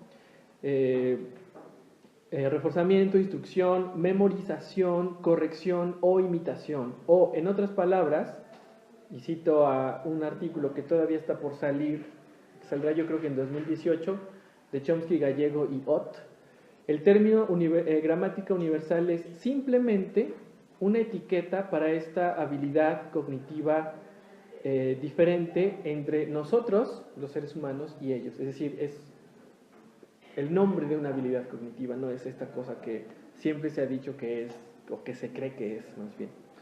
La gramática universal no es otra cosa sino el objeto de estudio de la gramática generativa.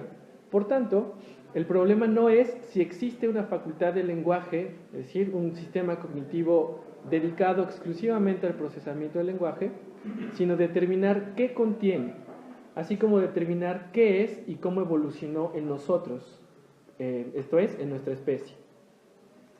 Voy a pasar a una segunda parte, que se llama la biolingüística y la tesis minimalista fuerte. Para dar una forma asible a esta idea investigativa, los biolingüistas se han planteado lo que actualmente se conoce como la tesis minimalista fuerte. Esto es, y cito a Berwick y no estoy citando, estoy parafraseando.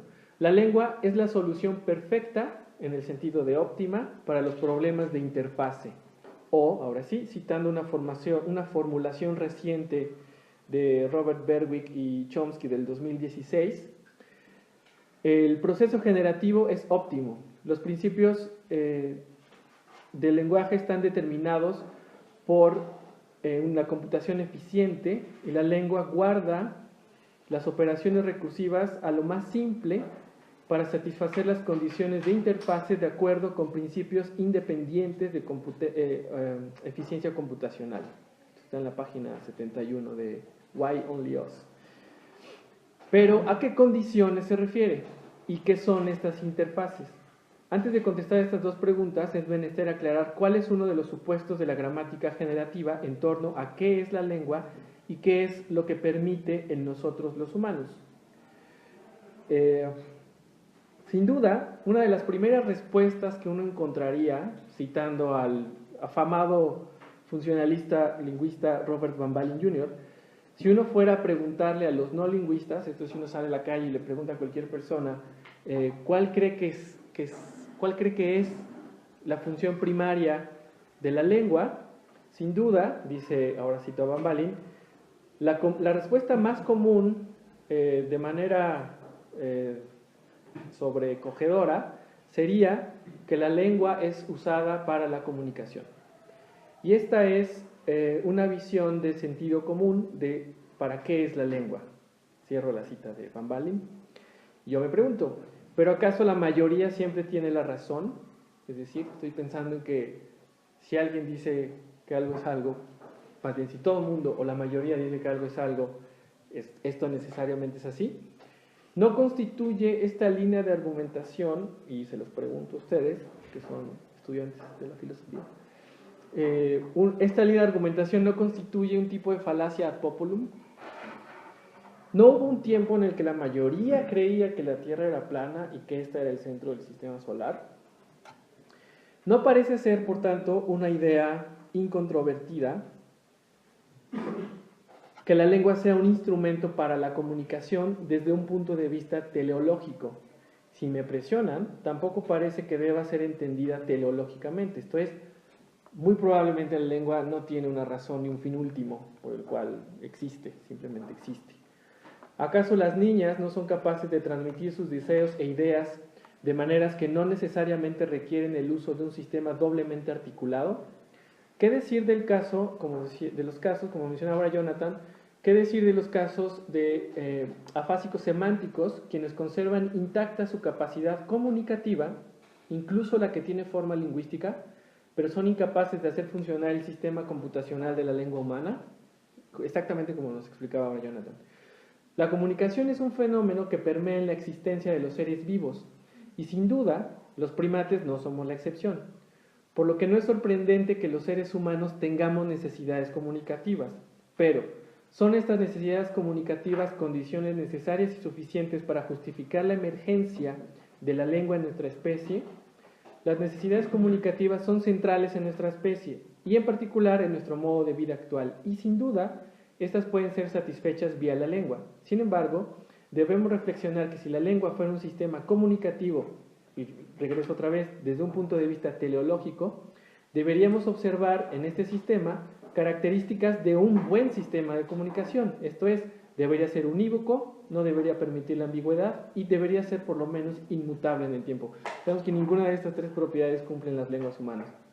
Sabemos de manera empírica que la lengua no siempre parea o empareja una señal con un mensaje, que no siempre es el caso que lo que se quiere decir sea entendido de una manera que no permita más de una interpretación, como en una oración clásica de la ambigüedad estructural, como José vio a Miguel llorando.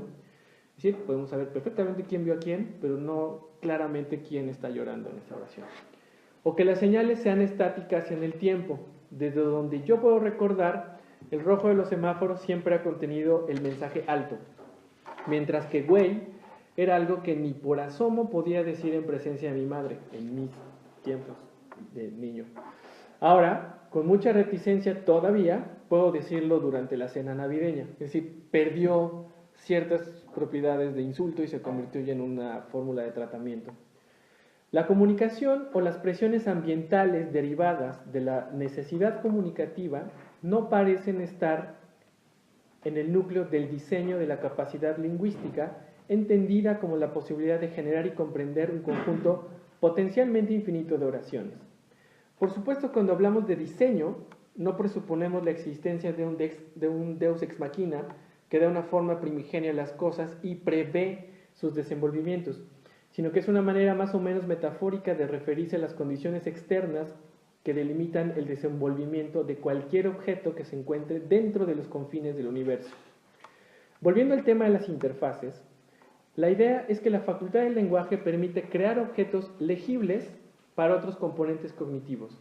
De manera informal, podríamos decir que esta facultad permite que los sistemas de pensamiento, lo que los generativistas han llamado los sistemas conceptual intencional, puedan estructurar pensamientos complejos de manera productiva, y al mismo tiempo que sea utilizable por los sistemas de externalización, los llamados sistemas sensorio-motores, sean estos signados u orales. Estas interfaces, o kinésicos incluso, estas interfaces, por su naturaleza, imponen diferentes tipos de condiciones a la facultad del lenguaje. Parece ser, por tanto, que la lengua es un objeto relativamente nuevo en la historia evolutiva de la especie, que se ha montado sobre estructuras viejas, es decir, que ya preexistían en nuestra especie, y que se ha adaptado de la mejor manera posible a estas estructuras preexistentes. Chomsky y otros opinan que la facultad para el lenguaje se ha adaptado en ese sentido, que es óptima, de ahí la tesis minimalista fuerte, para el sistema conceptual intencional, y es tan buena como puede ser para la interfaz sensoriomotora, es decir, para los sistemas de externalización. Voy a pasar a una tercera parte que se llama la facultad lingüística y el tercer factor del diseño del lenguaje.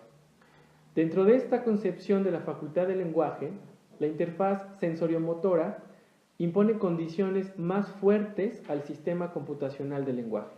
Esto es, dado que por necesidad física y fisiológica no es posible externalizar estructuras sintácticas con relaciones de dependencia y distancia jerárquica. Vaya, ni siquiera es posible producir un verbo y su complemento simultáneamente, aunque en la mente estén representados como una misma unidad. Es decir, los sistemas sensoriomotores de externalización, tal vez de manera más clara por vía oral, obligan a una linearización de estructuras jerárquicas. Por utilizar una imagen propuesta por el lingüista Juan Uriagreca, es como si tuviéramos un número de gente, por ejemplo nosotros, dentro de una habitación y todos necesitáramos salir de aquí. Pero la única vía para hacerlo es una pequeña ventana en la pared. El resultado es que muy probablemente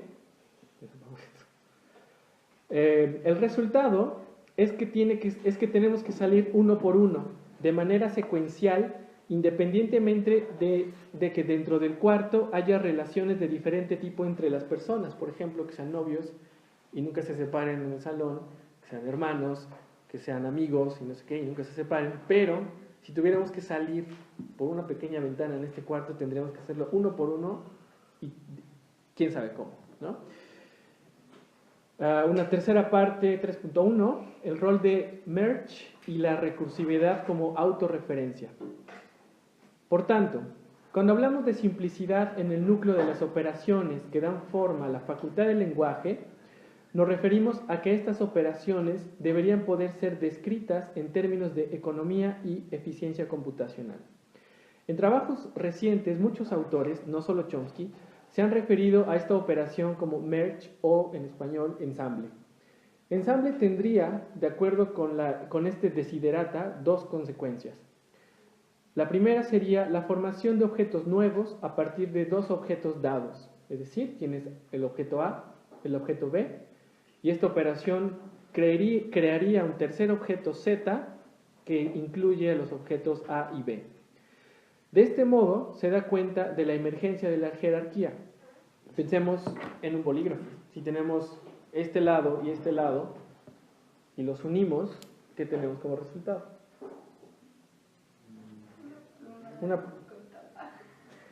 No dirías eso, ¿no? Dirías una pluma. Lo que no dirías definitivamente sería que es una tapa, ¿no? Si tienes los dos objetos, los unes, y el resultado es uno, no otro. Entonces, el resultado de la operación de ensamble sobre los objetos sobre los cuales opera, que son piezas léxicas, es la emergencia de la jerarquía de los constituyentes. Esto quiere decir, en el ejemplo de la pluma, tenemos pluma y no tapa. Esto quiere decir que la jerarquía de la pluma abarca la jerarquía de tapa. Y la segunda consecuencia de la operación de ensamble es que puede dar cuenta de la propiedad de recursividad presente en todas las lenguas naturales. La recursividad debe ser entendida en el sentido más técnico de la noción, en el sentido lógico-matemático. Esto es, no solo como un autoincrustamiento, sino como autorreferencia. En el sentido anterior, la recursividad como autorreferencia se encuentra en una jerarquía superior con respecto a la recursividad como autoincrustación. Por lo que, por implicación, puede haber gramáticas que hagan uso de la recursividad como autorreferencia, pero opcionalmente como autoincrustación. Lo que no puede haber es lo opuesto, que haya una lengua que utilice la recursividad como autoincrustación y no como autorreferencia. Este es un debate que actualmente ha revivido a propósito de los datos de Dan Everett y el Pirahã. Para una discusión más amplia, recomiendo revisar el intercambio reciente entre David Lovina y Brenchley y el propio Dan Everett. Esto acaba de salir, ¿qué día es hoy? Viernes, ¿no? Esto salió viernes, ¿no? Esto salió el martes. Se siguen peleando por los datos del Pirahã. A manera de conclusión, debo aclarar que esta breve exposición no es bajo ningún concepto exhaustiva y que los temas que actualmente interesan a los biolingüistas cubren un espectro amplio que no solo involucra las propiedades gramaticales de las lenguas. En un sentido, es decir, con toda calma puedo decir que las propiedades gramaticales de las lenguas han pasado casi a un segundo plano, sino que van hasta la investigación de las propiedades recursivas o de la propiedad de la recursividad en otras especies, ver principal, pero no exclusivamente el trabajo de Hauser, Chomsky y Fitch en la revista Science del 2002. También les interesa la evolución de la capacidad lingüística a partir de la evidencia paleoantropológica, ver los trabajos, por ejemplo, del paleoantropólogo Ian Tattersall. Les interesa también la ecoevolución de otras propiedades cognitivas y la capacidad lingüística, ver principalmente los trabajos de Cedric Boex y todos sus alumnos y colegas en Barcelona. Y, bueno, de ninguna manera podríamos decir que la investigación de la capacidad lingüística ha concluido, más bien me atrevería a decir que realmente ha iniciado con un programa de investigación más amplio y de principios sólidos. Y con esto termino.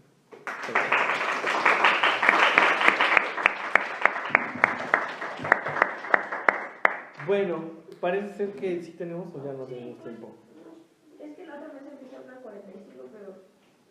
De todos modos, esta empezó Pero no lo tomamos. No lo tenemos en cuenta. Bueno, entonces, si tienen algún comentario para Jonathan, alguna pregunta, o para mí, yo creo que es el momento. ¿Sí? Bueno, tengo varios comentarios. Realmente me sorprendió lo mucho que pude aprender en estas dos ponencias, porque mi formación no es como tal letras. Así que bueno, no planeo ser deshonesta, ¿no? Con algunas cosas que por supuesto conceptos de cada disciplina que no entendí, ¿no? Pero bueno, creo que entendí algo.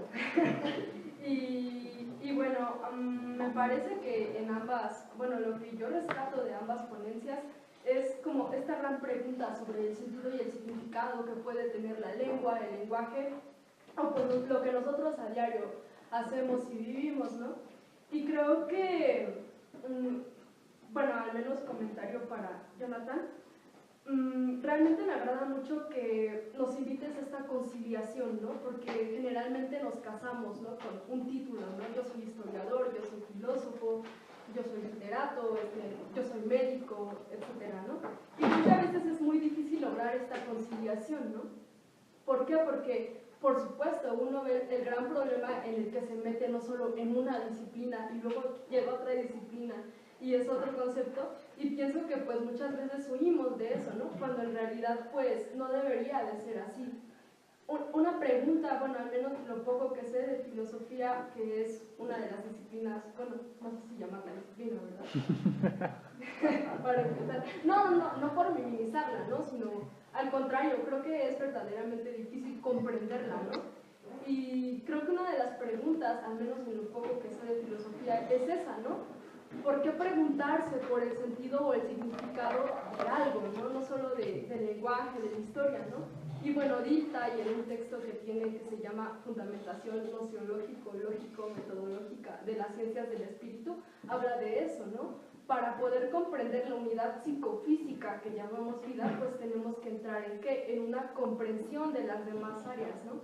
Y también es algo que por supuesto retoma Hannah Arendt en un texto bueno, en varios textos, pero particularmente ella habla sobre la relación entre pensamiento y acción, ¿no?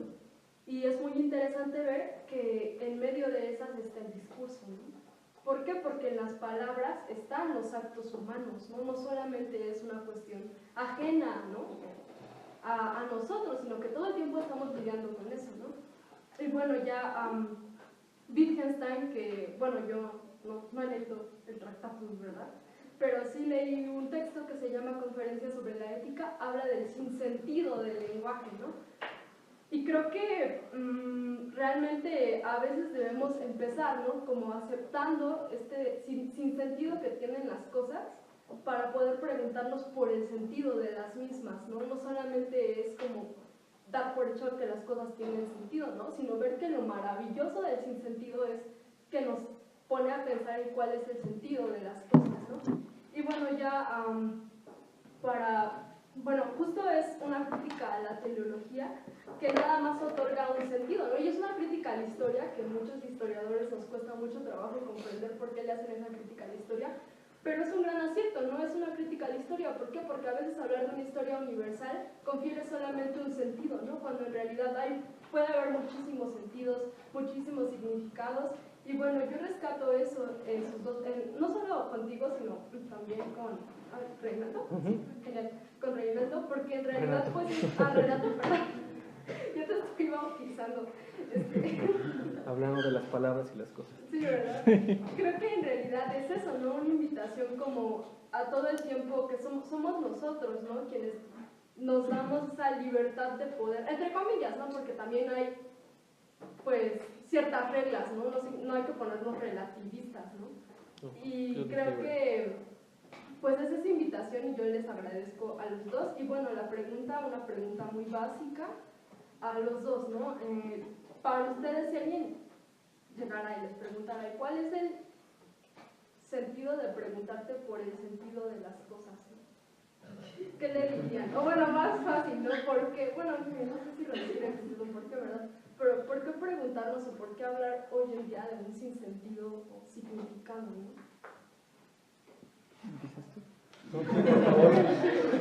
Yo creo que eres muy modesta, ¿no? Porque semantista. No quisiera. Bueno, no sé, sí me gusta mucho la semántica. Espero algún día considerarme así semantista. Yo creo que eres muy modesta porque un profesor que quizá muchos conocemos, Musiño, dijo alguna vez, en el 50% de una buena pregunta, este 50% de una buena respuesta. Entonces, sí, o sea, citar a Hannah Arendt, sí, es extraordinario, ¿no? Y me gustaría empezar por lo que dijiste de lo de la interdisciplina. Y la verdad es que es muy difícil. Por ejemplo, en medicina, uno cuando está así con los médicos discutiendo sobre algo, una cuestión de la lingüística, siempre les gusta abarcarlo desde su perspectiva y desde su campo de conocimiento, que pareciera ser muy rígido y muy escrutinio que solamente ellos conocen. Y si les empiezas a hablar algo sobre lingüística, no lo consideran importante. Y eso es muy triste y es muy preocupante. Pero también creo que ahí habría que ser un tanto Hannah Arendt y ser valiente, ser arriesgado con la interdisciplinaridad y buscar no acercarse al conocimiento para defender un área o una profesión que yo tengo, sino buscar ese conocimiento como eso que era la filosofía, ya no como disciplina ni como ciencia, sino como forma de vida, ¿no? El amor a la sabiduría. Hace mucho tiempo, ahora quién sabe qué será. Y respecto a lo que decías de qué respondería yo, Pues es una pregunta teleológica, exactamente. Creo que preguntarnos por el sentido de las cosas es querer acceder a un conocimiento mucho más claro, no solo el sentido de ellas que pueden llegar a tener, sino la manera en la cual nosotros significamos. Hay un profesor de aquí que cada que me hacer la pregunta quería recordar, Axel, no sé si lo conozcan, Axel es de filosofía.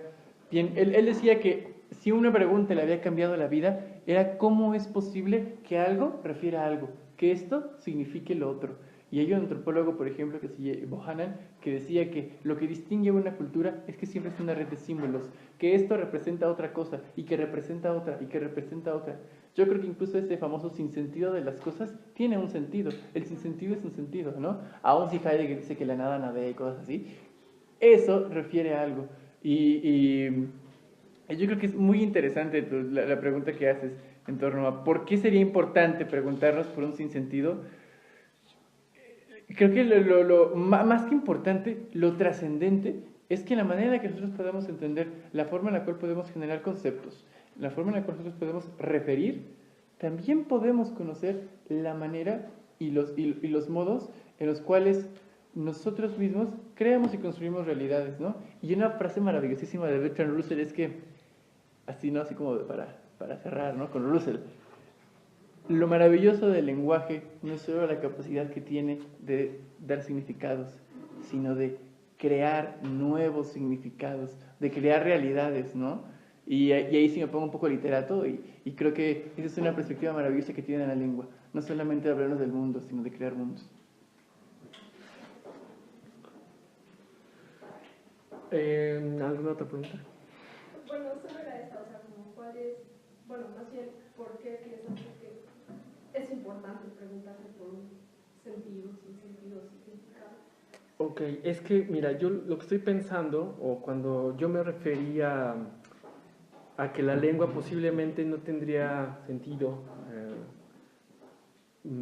planteársela en términos teológicos, realmente lo que estaba pensando es que en la oposición del debate funcionalista, formalista o todos contra los generativistas, ha sido que la lengua es un instrumento por y para la comunicación, que fuera de los límites de la comunicación, la lengua básicamente pierde todas sus propiedades, básicamente no existe, ¿no? Incluso existen estos ejercicios, estos experimentos mentales de imagina que dejas a un niño aislado porque por alguna mecánica es capaz de mantenerse vivo. Desde luego que no va a desarrollar la lengua, no es necesaria en ese sentido, porque no tiene con quién comunicarse, ¿no? Pero eso en realidad es un argumento peligroso porque es un argumento circular. Entonces, lo que plantean varios autores, sobre todo de la rama formalista, es que en realidad encontrarle o tratar de encontrarle una explicación a la lengua en términos de una función para la cual está construida o diseñada, en realidad es decir que lo que yo pienso más bien es que también tendríamos que pensarnos si la vida misma tiene o puede ser explicada en términos teleológicos. La respuesta es que yo creo que no, porque uno podría suponer que es un conjunto de accidentes afortunados que dieron como resultado lo que llamó Carl Sagan la materia, observando la materia, y ya, o sea que en realidad no. Más bien, lo que puede ser explicado teleológicamente es lo que surge a partir de la toma de conciencia de nosotros mismos como nosotros mismos, ¿no? Pero no estoy seguro de que la lengua cumpla esa función, por lo menos no o por lo menos no desde la perspectiva que yo estoy persiguiendo, ¿no? Que es más bien que no niega, por supuesto, las posibilidades comunicativas, pero que más bien a mí me gusta pensar que nosotros nos comunicamos no gracias a la lengua, sino a pesar de la lengua. O sea, que muchas veces la lengua nos estorba y que nos pone trampas y que nos impide para ciertas cosas. Y que en realidad el milagro de la comunicación se da independientemente o más bien a pesar de la lengua. No sé, es como por ahí lo estoy pensando. ¿Sí? Renato, Sí. en el enfoque que tú manejas, hablas como de, o sea, como entender la lengua en un sentido computacional, más bien como neocibernético, ¿no? De que o sea, de que atraviesa como muchas especies y muchos modelos, ¿no? Y que además, gracias a la tecnología, a las representaciones que nos permite la tecnología, la podemos ver como no lineal, ¿no? Entonces, ¿tú cómo crees que esta nueva perspectiva se opone con la de Jonathan, ¿no? Porque no sé si todos lo notaron, pero o sea, ustedes vienen con dos perspectivas completamente distintas, aunque ambas son muy abiertas y muy interdisciplinarias. Muy cool.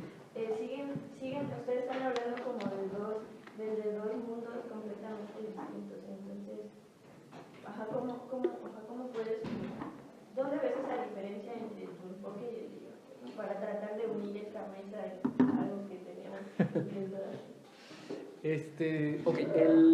La idea de eficiencia computacional o de operaciones computacionales en realidad es bastante vieja, pero es decir, es nueva en las humanidades, o, bueno, más bien en la lingüística, pero es vieja en el resto de las ciencias, ¿no? Entonces, desde muy temprano en la historia de la gramática generativa han tenido como este sueño de la unificación, de la explicación unificada, ¿no? Es decir, poder incluir este fenómeno, el fenómeno del lenguaje, junto con otros fenómenos y poder explicar todos con una cosa que no sea común, ¿no? Lo que observaron es que a lo que se refieren con computación no es propiamente a una cuestión entendida en términos tecnológicos, cibernéticos, ¿no? Sino más bien como una propiedad de los objetos del mundo, que aparentemente, cuando se refieren a computación, se refieren a aplicación de operaciones simples, ¿no? Y que no hay objeto en el mundo que no siga estas operaciones simples, ¿no? Desde los objetos más complejos, como que uno se puede imaginar como galaxias o qué sé yo, en realidad pueden ser explicados con una serie de operaciones muy sencillas, ¿no? Entonces, lo que han hecho, lo que han intentado hacer es decir, bueno, es muy probable que la lengua, la facultad del lenguaje sea un objeto de la naturaleza tal que también sea susceptible de ser explicado de esta manera, ¿no? Entonces, entendida así la facultad lingüística y entendida así la manera en la que se explica, lo que sí tengo que decir es que, digamos que los límites de la gramática generativa son muy claros en términos de cuál es objeto de estudio, ¿no? Digamos que donde termina el objeto de estudio de la gramática generativa, comienza el de la gramática funcional. ¿Me explico? Es decir, yo a veces me imagino a lo que se llama el sistema computacional del lenguaje humano como un reactor o como el núcleo de un motor o algo así, ¿no? Entran cosas y salen cosas. Y alrededor hay toda una moto, por ejemplo, que se mueve alrededor de esta cosa. ¿Qué es lo que se mueve alrededor de esta cosa? Los sistemas de pensamiento y la cognición y demás. Entonces, lo que se ha intentado investigar mucho ahora, que se ha comenzado a investigar, es la llamada interfaz, sintaxis, discurso, ¿no? O sea, ya es una cosa que... Es decir, la gente normalmente dice la gramática, a los generativistas no les interesa el discurso y no les interesa la semántica, pero realmente es que yo creo que no tenían las herramientas metodológicas para acercarse a ellas. Yo creo, hay incluso estudios donde ya es prácticamente imposible distinguir dónde está el enfoque funcionalista y dónde está el enfoque generativista, ¿no? Varios, por ejemplo, de Violeta de Monte, de todos los llamados cartógrafos de la Universidad de Siena, los italianos, es sintaxis, minimalista y discurso. Y discurso así a lo grande, pues. El único problema, creo yo, que es la definición de lengua. Es lo que parece ser, desde mi punto de vista, que es irreconciliable. Pero no porque... Pues sí, la cuestión de la comunicación es lo que no necesariamente casa en la idea de la gramática generativa y que es el punto de partida de los enfoques funcionalistas.